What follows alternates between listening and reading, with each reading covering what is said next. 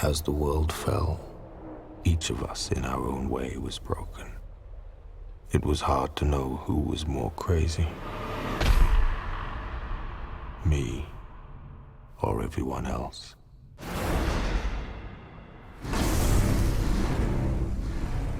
"17 years ago, I didn't even think we'd get the movie made.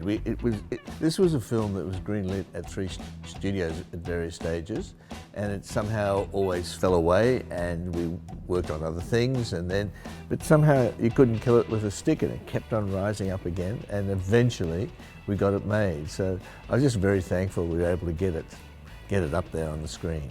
Yeah, there were 3,500 storyboard panels, which was the way that this film was conceived, almost as a silent movie with sound.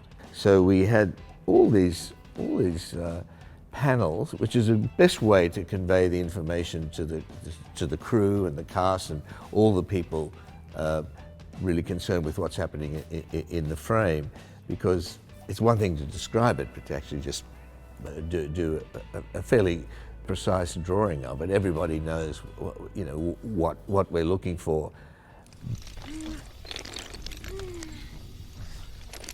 This scene is where Max and Furiosa first encounter each other in the desert after the storm. Basically, they want to kill each other. She definitely wants to kill him because she's going to get in the way of things. He's hampered because he's got a muzzle on and he's chained to an unconscious Nux through a door, and she's hampered because she's taken her arm off.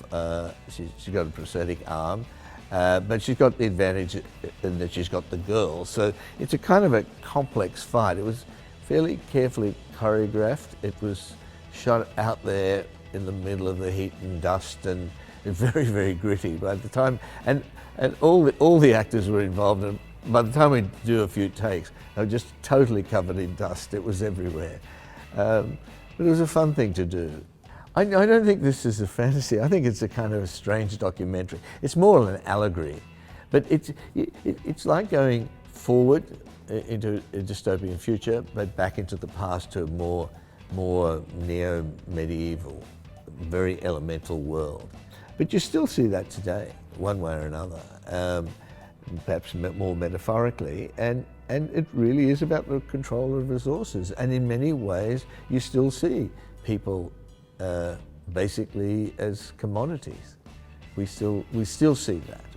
We all, in one way or another, are that.